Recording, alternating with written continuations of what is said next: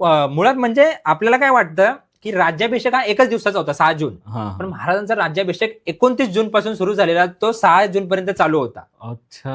हा म्हणजे त्याने आता आज आपल्याला समजलं नाही का की हा, हा. तुळापुरुष वगैरे दान हे, हा, हा, तर हा. हा विधीच होता.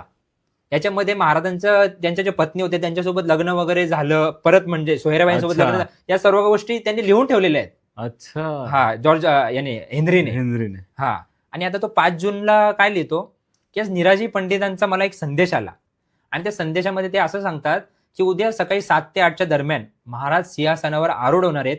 जर तुम्ही सुद्धा तिथे हजेरी लावली तर महाराजांना आनंद होईल.